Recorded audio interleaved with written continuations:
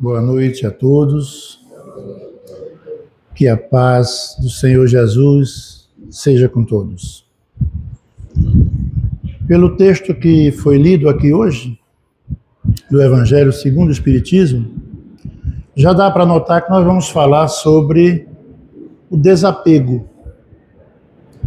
Coisa tão difícil para nós, humanos, encarnados no mundo da matéria. É difícil desapegar-se. Pensa aquele carro novo, não botei nem a placa, estacionei ali, veio um cara na bicicleta e tocou e arranhou a porta todinha. E agora? Lutei tanto para comprar esse carro. O arranhão da porta é como se fosse no nosso tórax. Porque a gente sente que feriu algo que nos pertence.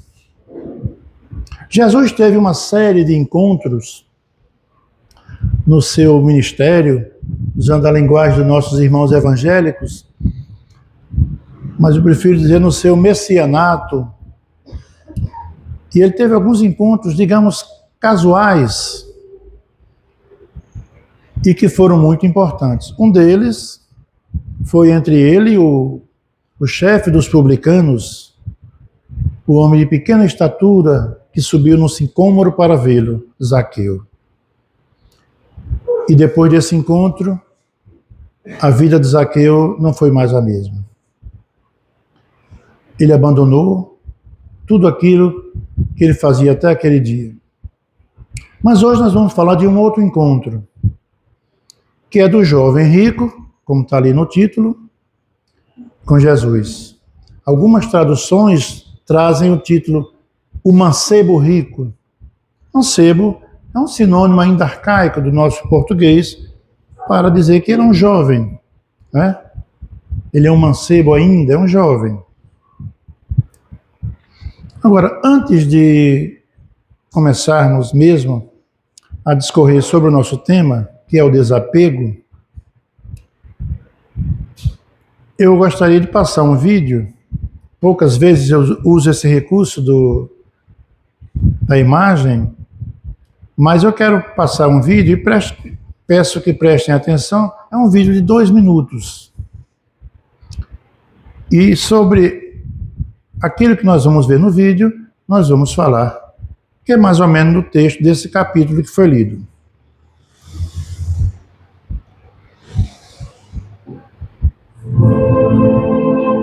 Bom, que bem farei para conseguir a vida eterna? Por que me chamas bom? Não há bom senão um só, que é Deus. Se queres, porém, entrar na vida, guarda os mandamentos. Quais? Não matarás. Não cometerás adultério. Não furtarás. Não dirás falso testemunho. Honra teu pai e tua mãe. E amarás o teu próximo como a ti mesmo. Tudo isso tenho guardado desde a minha mocidade. O que me falta ainda? Uma coisa te falta. Se queres ser perfeito, vai, vende tudo o que tens e dá uma aos pobres, e terás um tesouro no céu. E vem e segue-me.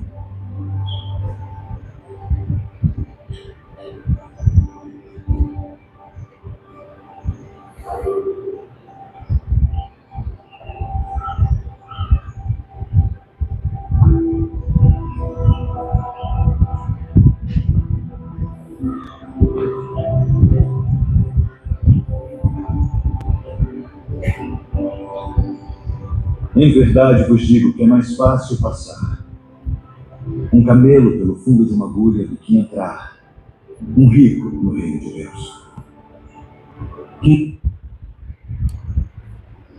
Fazendo agora uma comparação análoga, se fosse ali uma partida de xadrez, Diríamos que Jesus deu o checkmate naquele jovem rico.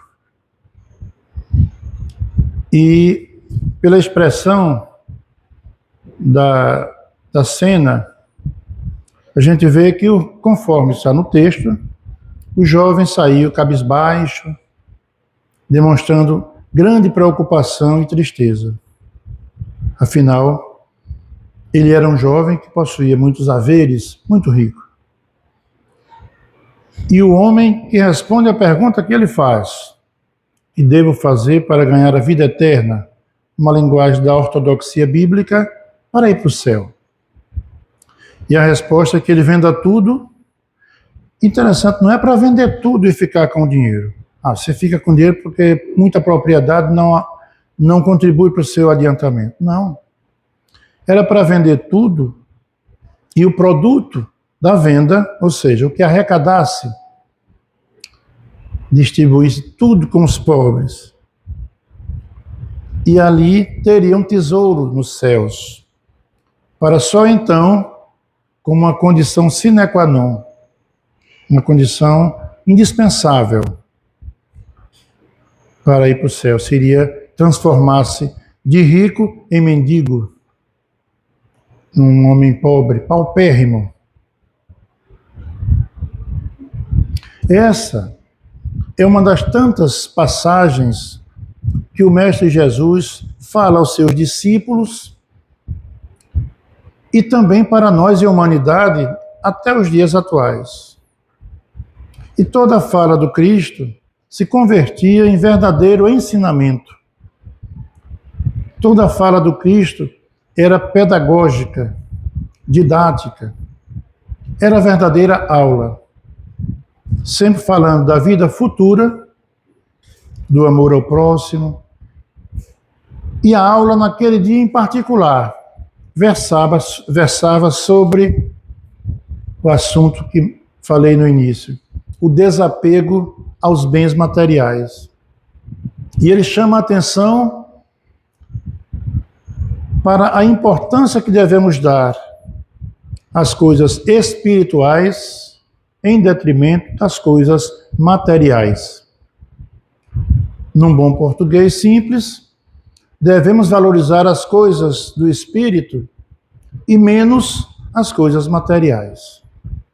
Mas é claro que estando na matéria, estando encarnado, nesse planetinha azul, precisamos das coisas materiais, do alimento físico, para processar todo o nosso metabolismo, da fisiologia humana, mas também precisamos, e mais ainda, do alimento espiritual. Por isso que quando Jesus ensina naquela oração linda,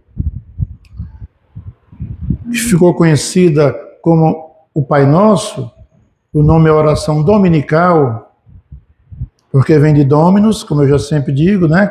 Dominus é Senhor em latim, então é a oração do Senhor, oração dominical. Quando ele ensina nessa oração, que é conhecida como Pai Nosso, perdoai as nossas dívidas, assim como nós também devemos perdoar aqueles que nos têm ofendido. À medida em que a gente perdoar, porque a gente geralmente diz, perdoar as nossas dívidas, como eu perdoo os meus devedores. E até na última palestra, o palestrante brilhantemente explicou isso. Será que nós perdoamos? Então, o sentido é, perdoe as nossas dívidas, desde que eu perdoe também o meu semelhante, quando este me ofender. Mas Jesus, quando diz, o pão nosso de cada dia dai-nos hoje, antes do perdoar as nossas dívidas, na oração dominical, ele se refere ali, não ao pão, o cuscuz nosso de todo dia que nordestino, ou o alimento do café da manhã e do almoço. Ele não se refere estritamente àquele alimento. Sim, também, mas ele se refere ao alimento espiritual. O pão que alimenta o espírito. E ele disse certa vez, eu sou o pão da vida. Ele se referia a esse tipo de pão, de alimento. Mas é claro que também subentende-se que, estando na matéria, precisamos de um alimento físico. Então, de uma vez, ele deu duas cartadas. Alimente-se com o que nutre o corpo, mas alimente-se principalmente do que nutre o seu espírito ou a sua alma. Porque é aí onde estão os tesouros que nós levamos em nossa bagagem quando de retorno à pátria espiritual. Porque a gente se pergunta, como é que ele disse, ajunte tesouro no céu, se nós estamos na terra ainda? É uma figura de linguagem. É para juntar os tesouros que podemos levar para o céu, ou para mundos felizes na espiritualidade, quando voltarmos para o lugar de onde um dia viemos para cá. Que nós somos de lá, não somos de cá. Importante essa conceituação, né? Bom, mas como dizia, ele falava naquele dia em particular, naquela aula, porque todo o ensinamento dele era verdadeira aula, sobre os bens materiais, o desapego, a valorização, as coisas espirituais. Esse episódio, como podem acompanhar na tela, ele se encontra nos 3 evangelhos sinóticos, Mateus, Marcos e João. São chamados sinóticos porque são evangelhos, cada um dos evangelistas contando as mesmas coisas, apenas com palavras diferentes. Num bom português também, traduzindo, são semelhantes no contexto, embora cada um tenha um texto diferenciado. Mateus é o que se alonga mais, que é o que mais andou com Jesus e anotando, dado que ele era um dos poucos que tinham uma certa instrução, digamos, de escolaridade. Então, está em Mateus no capítulo 19, Lucas no capítulo 18 e Marcos no capítulo 10. Mas no Evangelho, segundo o Espiritismo, é onde vamos encontrar no capítulo 16, dos itens 1 e 2, com explicações mais, digamos, detalhadas. Por isso a importância da gente ler o Evangelho segundo o Espiritismo, porque ali, dos textos evangélicos contidos nessa obra, que é a terceira da codificação espírita, há instruções de muitos espíritos superiores, da lavra, do Espírito da Verdade, que para quem tem dúvidas é o próprio Cristo. Então eles trazem explicações pormenorizadas, detalhadas, daqueles textos que no Evangelho canônico da Bíblia, nos Evangelhos, estão muitas vezes de forma enigmática, em forma de parábolas, de verdadeiros enigmas, muitas vezes. Já os espíritos superiores traduzem para nós e facilitam a compreensão daquilo que às vezes parece até absurdo. Deixa que os mortos se enterrem os mortos. Quando o jovem pediu a Jesus, que estava no velório do pai, para seguir Jesus, disse, mas deixa eu enterrar meu pai primeiro. E Jesus disse, não, se quiser vir comigo é agora, pegar ou largar. Deixe que os mortos enterrem seus mortos.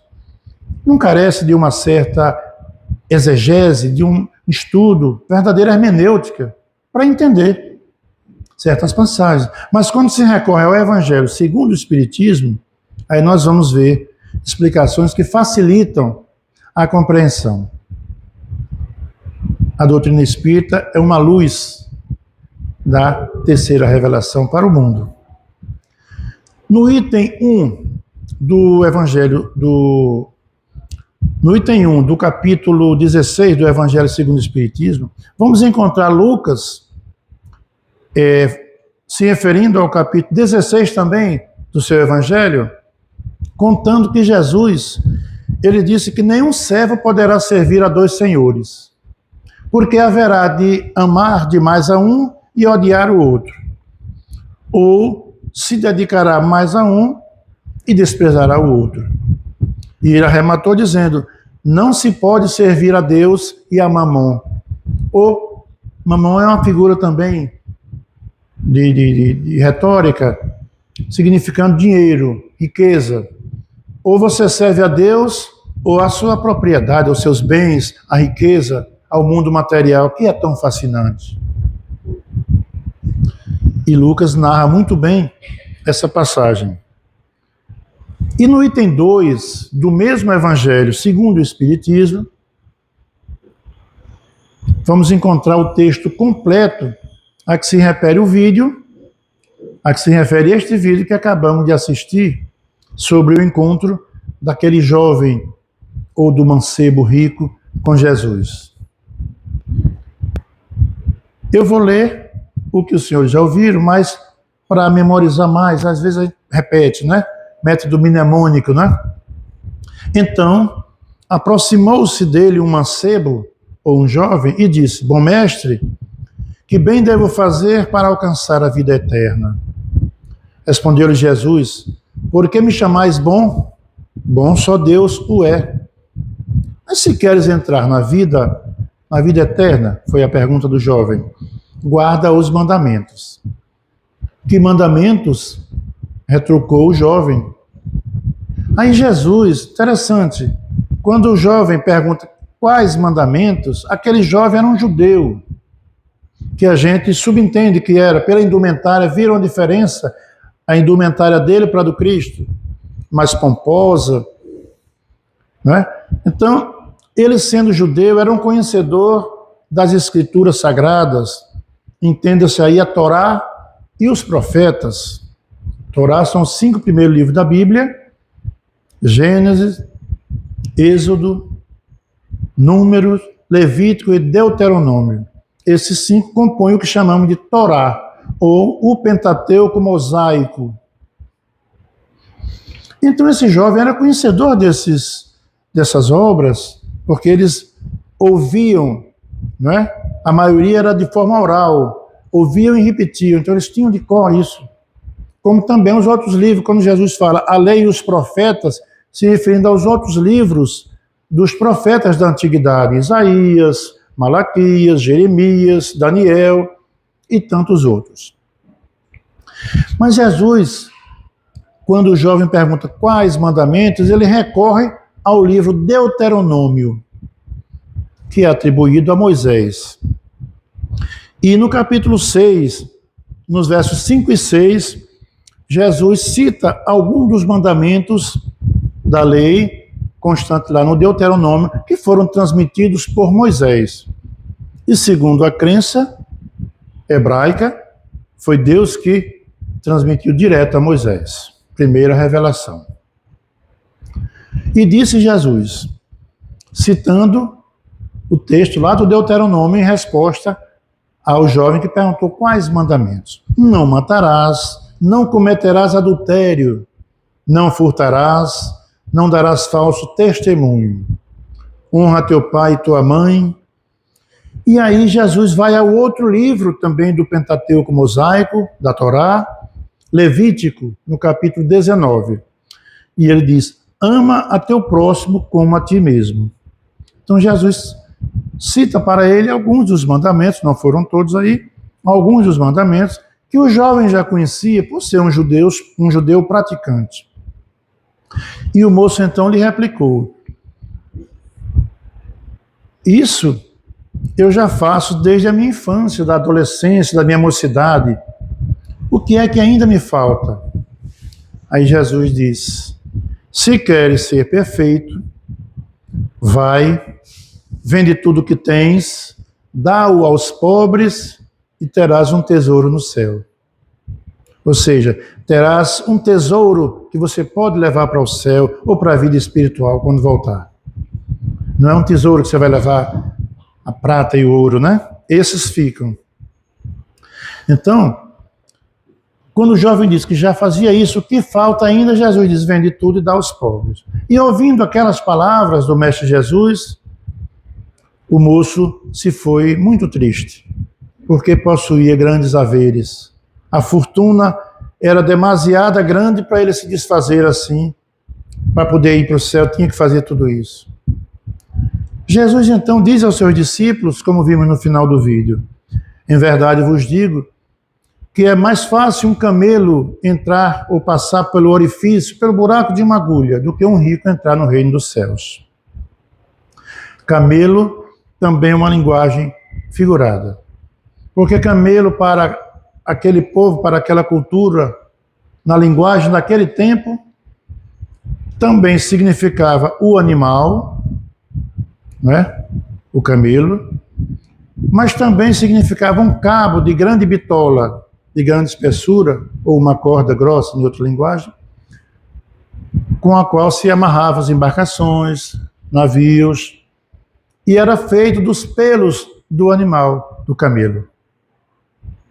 Então Jesus, com a sua filosofia superior a todos os grandes filósofos da Grécia, ele diz que é mais fácil um camelo, usando todos os artifícios. Imagine passar pelo buraquinho de uma agulha, um cabo que amarra navio.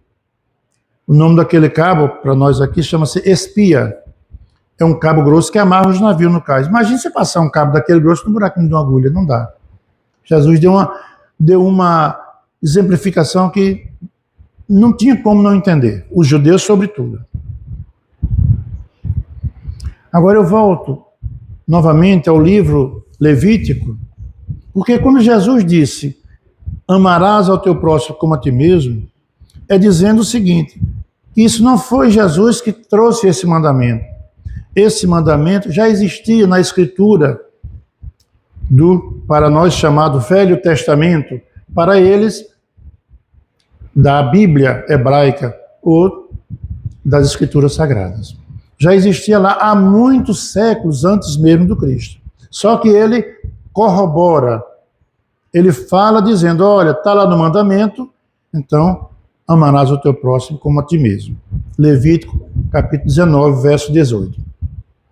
Mas Jesus, ele faz um destaque especial ali, dando um novo aspecto sobre a questão do amar ao próximo. Porque quando vimos na parábola do samaritano, que todos conhecem, já foi objeto de várias palestras, quando Jesus responde ao fariseu que pergunta a ele, qual é o meu próximo? E Jesus aí conta aquela parábola, um homem descia de Jerusalém para Jericó, aquela linda parábola que eu não vou falar agora, mas só para fazer o comparativo. Eles tinham, os judeus, o conceito de que o próximo, segundo a lei, para eles, bom, eu sou judeu, então o meu próximo é o judeu. Os gentios ou os pagãos não são meu próximo. Os romanos são nossos invasores, opressores, esses não. Sírios, babilônicos, egípcios, não. Veja que na parábola ainda do samaritano, quando passa o sacerdote, depois o levita, que o homem está caído à beira da estrada, quase morto, seminu, ambos, como homens da lei e de autoridades religiosas, olharam e seguiram de lado. Ali por várias razões que a gente também pode falar aqui numa manhã inteira.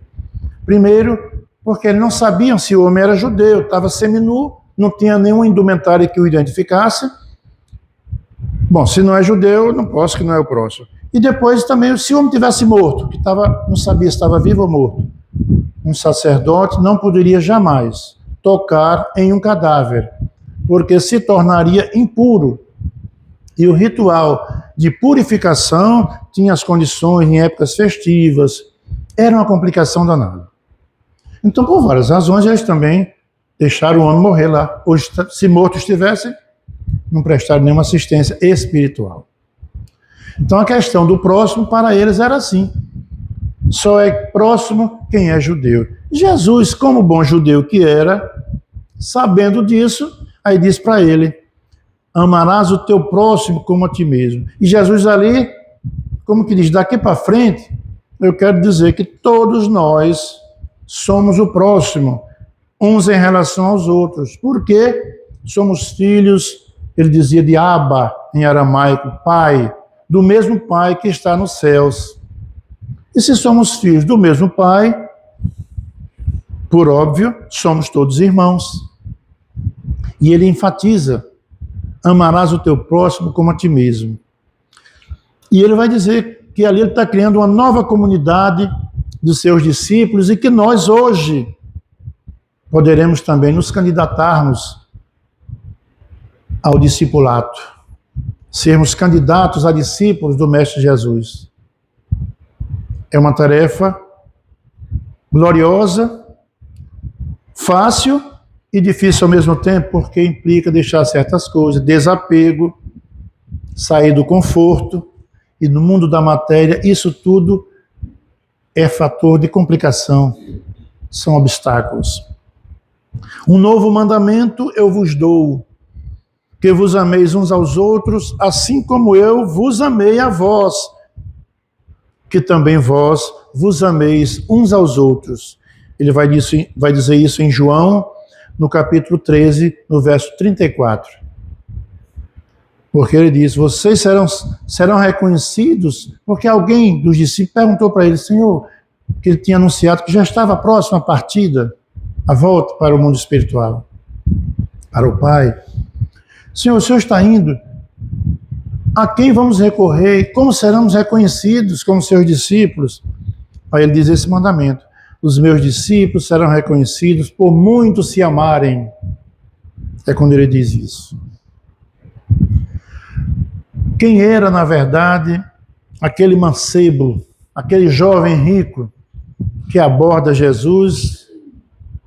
E o que Jesus quis dizer quando recomendou que ele vendesse tudo o que ele possuía, toda a sua fortuna, suas propriedades, seus bens, e desse aos pobres como condição indispensável para conseguir uma vaguinha lá no céu que ele perguntou? Quanto a esse jovem, na verdade, não existe nada além do que foi dito no texto, porque os evangelistas foram muito sucintos, indeterminados, como na maioria dos textos bíblicos.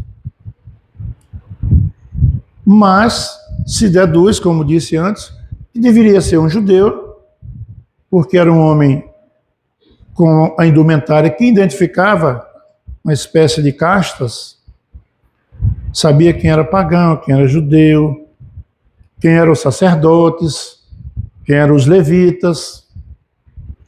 Então, sendo ele um judeu e cumpridor das leis da Torá, como ele disse que já cumpria desde a mocidade, Jesus vê naquele homem um homem de bom coração e sente até por ele um certo afeto, digamos, um sentimento amoroso, como Jesus, aliás, sentia por todos. Quando ele recomenda que venda tudo e dê aos pobres, naturalmente que ele não quis transformá-lo no miserável. Ele queria ver até onde ia a fé daquele homem, até onde ia o amor que ele tinha por Deus, previsto lá nos mandamentos, preconizado na Torá. Amarás o teu Deus sobre todas as coisas. Como ele diz, eu sou Yahvé, ou Javé, que tirei vocês da servidão do Egito, lá no livro Êxodo, e começa os mandamentos. Ele vai dizer em Levítico também e no Deuteronômio. Então, Jesus está dizendo para ele que Deus, embora sendo o nosso Criador, é também, acima de tudo, justo e misericordioso para com todos, sem exceção. Alguém perguntou: e os romanos? Os crucificadores do Cristo estão todos no umbral, em zonas de padecimento terríveis? E um espírito superior dizendo numa comunicação mediúnica, disse: nenhum deles estão ali, porque ele via muitos sofrendo. Disse: muitos daqueles já voltaram à carne, já se reabilitaram e hoje têm tarefas nobres. Outros ainda estão esperando a oportunidade para reencarnar, porque ainda não estão em condições. E quem são aqueles que sofrem? São aqueles que já conheciam a palavra, conheciam o texto, conheciam toda a Escritura, mas não praticavam. Como Jesus disse certa vez, fazei tudo o que eles dizem, se referindo aos fariseus, mas não façam o que eles fazem. Eles dizem o que é para ser feito, segundo a lei, mas eles não fazem. Então façam o que eles dizem. Eles estão ensinando certo, mas não façam o que eles fazem.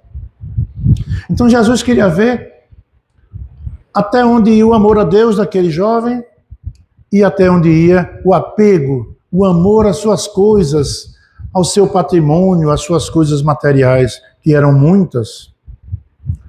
Fazendo um comparativo no dia de hoje, seria vamos dizer, um homem dono de uma holding, dessas aí de grandes supermercados, lojas de varejo. Aí chega um homem e diz, olha, você para melhorar tem que desfazer tudo isso aí e vender. E dar aos pobres, não é vender só e ficar aplicado no mercado financeiro. O detalhe é vender e dar aos pobres. Jesus faz o teste e joga o checkmate no final da partida de xadrez com o jovem rico.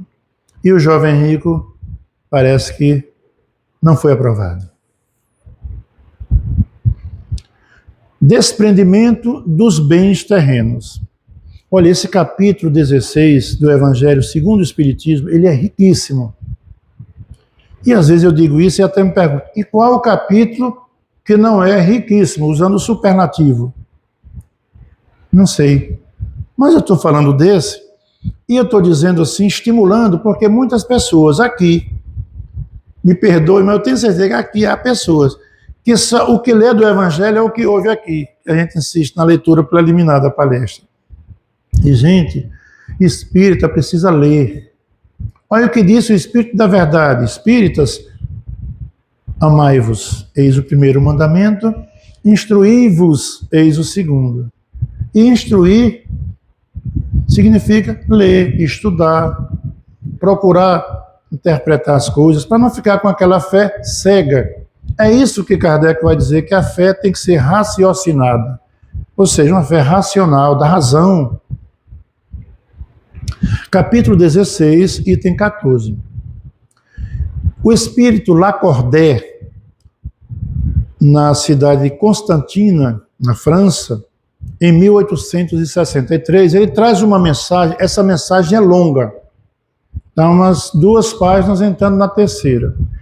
Eu trouxe alguns recortes dessa mensagem, porque ela é muito, digamos, pedagógica mesmo, muito ilustrativa acerca do assunto que estamos a abordar aqui. Eu coloquei reticência porque eu já começo um pouco depois. E ele diz assim: o amor aos bens terrenos constitui um dos maiores óbices, maiores obstáculos ao adiantamento moral e espiritual. Pelo apego à posse de tais bens, destruís as vossas faculdades de amar, com as aplicardes todas as coisas materiais.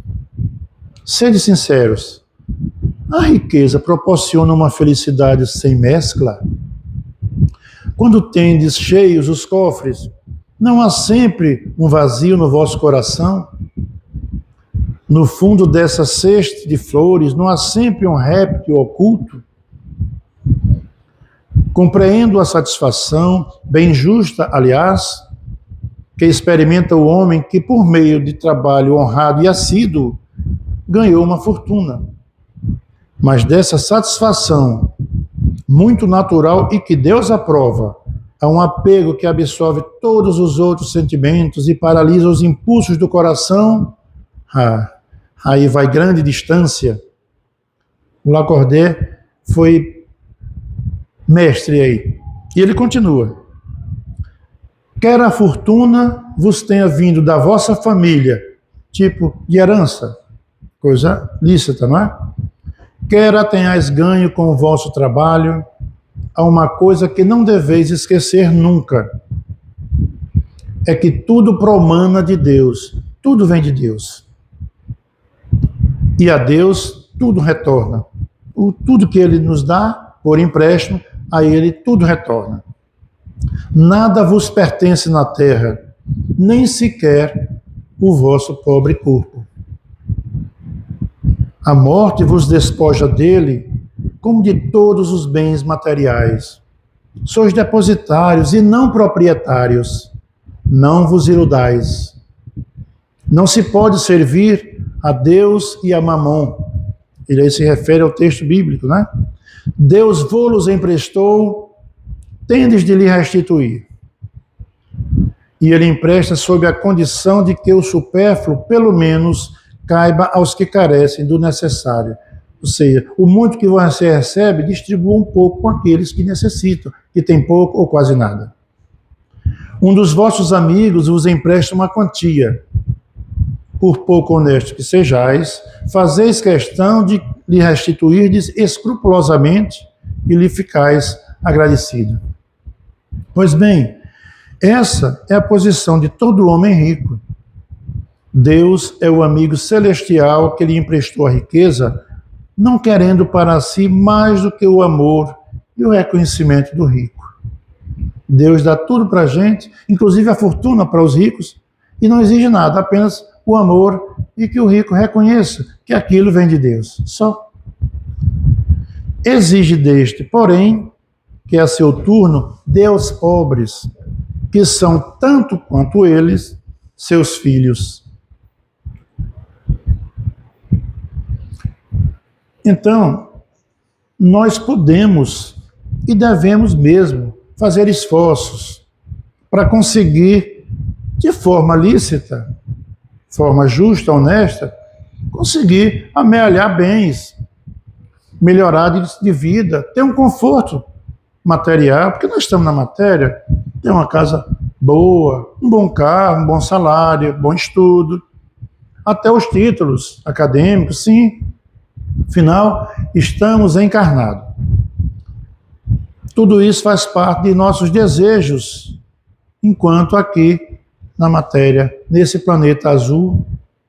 Agora o problema é que muitos, ou a maioria, quando consegue alcançar o intento, batalhou, agora conseguiu amealhar um grande patrimônio, na maioria das vezes esquece de agradecer ao verdadeiro autor daquilo que conquistamos com suor e que dizemos é nosso, é meu patrimônio, quando em verdade somos simples usufrutuários.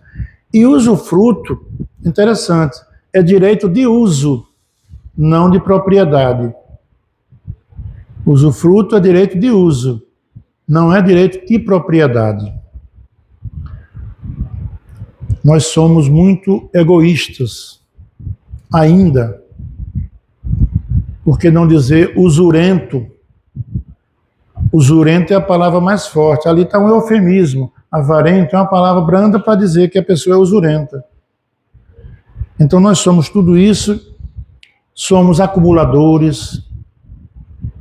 Eu já tenho um carro bom, uma casa boa, mas quero uma casa na praia, uma chácara, vou comprar outro apartamento não sei onde para investir, vou ter uma segurança para o amanhã. Eu estou no hoje, nem sei se amanhã estarei aqui. Mas o acumular faz parte da nossa atual conjuntura como humano aqui na carne. Né?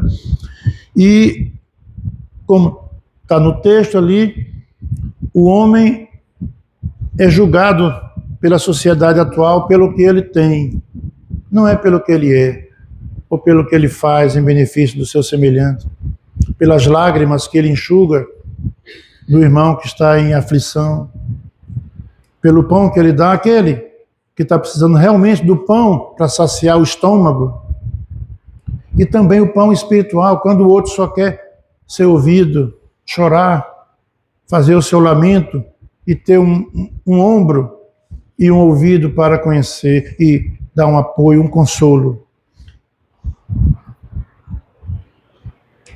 Olha que interessante, nada nos pertence. Esse texto é do Jim Brown. Muitos atribuem ao líder tibetano Dalai Lama, mas ele é do Jim Brown. É de um artigo que o título é Sonhei que tive uma entrevista com Deus.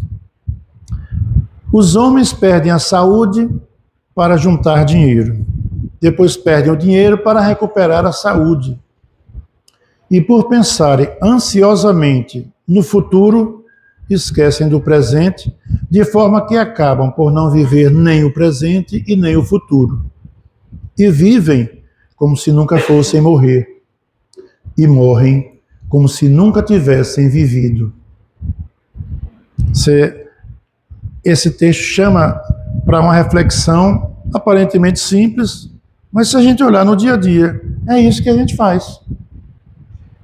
Se não, estou enganado, se alguém discordar, tudo bem, mas eu penso que aí o apego e a valorização demasiada aos bens materiais em detrimento dos bens espirituais criam grandes e enormes obstáculos para a aquisição daquilo que realmente importa ao espírito encarnado, que são os tesouros que o espírito pode levar em sua bagagem, como disse, no retorno ao mundo espiritual.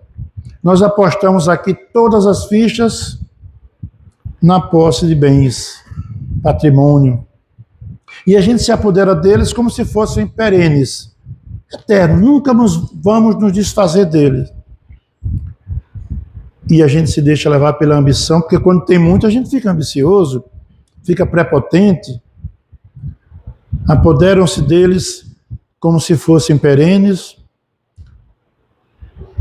e pelo desejo insaciável de acumular, acumular e acumular e acumular.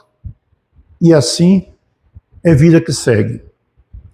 De repente, quando estamos no ápice dos planos ambiciosos, somos convidados, não, somos convocados pela irmã morte a prestar contas de tudo o que fizemos com esses bens adquiridos com tanto suor, mas que foram, na verdade, concedidos pelo Pai por empréstimo, concessão. E o Espírito Lacordaire, ainda naquele item 14 que eu falei que é longo, do capítulo 16, ele vai dizer o seguinte, ele nos adverte dizendo que o amor aos bens terrenos constitui um dos mais fortes obstáculos ao nosso adiantamento moral e espiritual. E ele diz ainda que com o apego à posse desses tais bens, destruímos nossas faculdades de amar. O apego é reflexo de nossa imperfeição moral, tanto no que se refere aos bens materiais, como aos bens pessoais, às relações interpessoais. A gente se apega a filho como se fosse uma propriedade. Meu filho, minha filha, minha mulher, meu marido, minha mãe, meu pai. E se apega tanto que quando um dos dois desencarna, o que fica, às vezes, fica obsidiando o que foi. Sabiam disso? Encarnado obsidia desencarnado. Ou o encarnado tão apegado, fica lá obsidiando como uma crisálida colada ali no encarnado, pensando estar matando saudade ou convivendo ainda com ele quando está obsidiando, sugando fluidos vitais daquele irmão encarnado.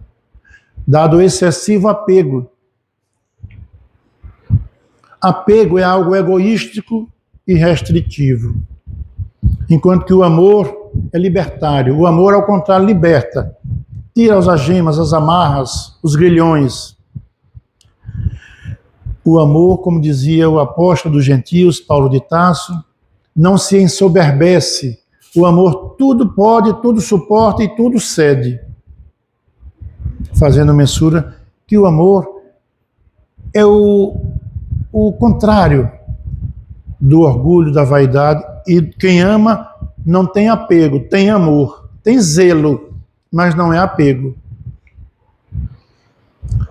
O apego aprisiona. Interessante.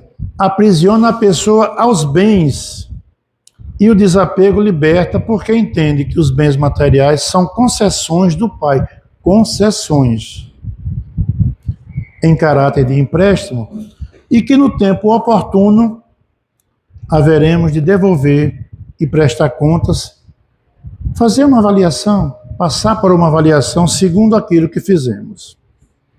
Certa vez, quando Jesus andava falando sobre a riqueza e desapego aos bens materiais, também sobre a usura, que eu gosto dessa palavra, mas tá a avareza, que é mais bonita. Aconteceu que um homem que estava ali no meio da multidão abordou Jesus. Mestre, ordena meu irmão que divida a herança que nos cabe. Eles estavam numa pendência familiar por uma herança. E herança era coisa séria para os judeus. Tinha a questão da primogenitura, o primeiro filho, enfim. Jesus então disse, homem, quem me designou o juiz ou árbitro entre vós? Ou seja, quem é que pediu para resolver essa querela? Em seguida advertiu, tende cautela e guardai-vos de toda e qualquer avareza, porquanto a vida de uma pessoa não se constitui no acúmulo de bens que ela possa conseguir. Lucas 12, versos 13 a 15. E também estará no Evangelho segundo o Espiritismo, olha o capítulo 16 de novo, no item 3. Tem um título, Guardar-se da avareza. Gente, hoje eu tenho certeza que vocês vão ler esse capítulo 16 todinho. Leiam. Dá para ler hoje, viu? E a seguir, depois que o jovem interpela, pedindo a interveniência de Jesus acerca daquela querela da herança, Jesus conta aquela parábola do rico insensato, ou do rico tolo. As terras de certo homem rico produziram tanto com abundância, e ele começou a pensar consigo mesmo, que farei agora, pois não tenho onde armazenar tamanha colheita. Aquele ano foi um ano pródigo na colheita. O homem havia tido uma colheita como nunca havia tido. E ele já tinha grandes celeiros, grandes silos, armazéns para guardar, mas a safra extrapolou a safra. E ele não dava para, mesmo tendo grandes armazéns, grandes silos, teve que construir novo. Então ele dispensou, veio aquela ideia na mente, já sei, vou derrubar os meus celeiros e construir novos ainda maiores, onde ali guardarei toda a minha safra e todos os meus bens. E olha o que ele diz, e direi à minha alma, alma, tens em depósito muitos bens para muitos anos, portanto descansa, come, bebe, folga, regala-te. Mas Deus lhe disse, ó, homem insensato, tolo, ainda esta noite te pedirão a tua alma, e o que tens preparado, para quem será? Ou seja, tudo que ele acumulou, quem é que vai usufruir? Qualquer um, certamente não ele. Porque ainda esta noite ele iria desencarnar, em outras palavras. E Jesus arremata, assim é aquele que para si ajunta tesouros e não é rico para com Deus. Uma pergunta que a gente tem que fazer, deve fazer como reflexão. Os bens materiais que possuímos pertencem mesmo a quem? Tem boa casa, tem uma chácara, numa região até valorizada, tem um bom automóvel, além de grande quantia na conta bancária, outra grande quantia no mercado de investimentos financeiros que me rendem faustos lucros. E tudo isso está registrado nos cartórios em meu nome. O carro no órgão competente de trânsito também como minha propriedade.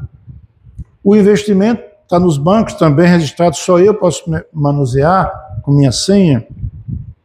Então, logo, concluo que tudo isso é meu patrimônio, me pertence. Mas será que esse patrimônio que está registrado em seu nome, de fato, é seu mesmo? Porque então, está ali o texto que eu escrevo, quando estamos no ápice do gozo de todo esse patrimônio, toda essa fortuna, chega a morte e nos arrebata em uma viagem de retorno, sem outra alternativa que não deixar tudo em mãos sequer de quem vai usufruir. Não sabemos sequer quem vai utilizar aquilo, ou o que farão com aquele patrimônio, que dizemos ser nosso, está registrado em meu nome, é meu. E muitas vezes a gente vê, depois de um processo de herança, o patrimônio ser dilapidado.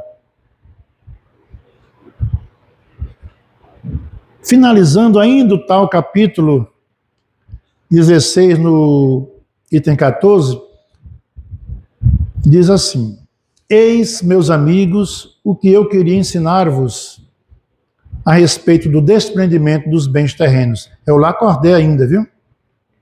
Resumirei dizendo: aprendei a contentar-vos com pouco. Se sois pobres, não invejeis os ricos, porque a fortuna não é necessária à felicidade. Ou seja, não é preciso ser rico, ter muito para ser feliz. Se sois ricos, não esqueçais de que os vossos bens vos foram confiados, emprestados, e que deveis justificar o seu emprego como numa prestação de contas de tutela. Não sejais depositários infiéis, fazendo-os servir à satisfação do vosso orgulho e da vossa sensualidade. Não vos julgueis no direito de dispor deles unicamente para vós, pois não os recebestes como doação, mas como empréstimo. Se não sabeis pagar, não tendes o direito de pedir, e lembrai-vos de que dar aos pobres é saldar a dívida contraída para com Deus. Lacordaire. Aí ele encerra. O interessante, a posse possui o possuidor. Veja o jogo de palavras.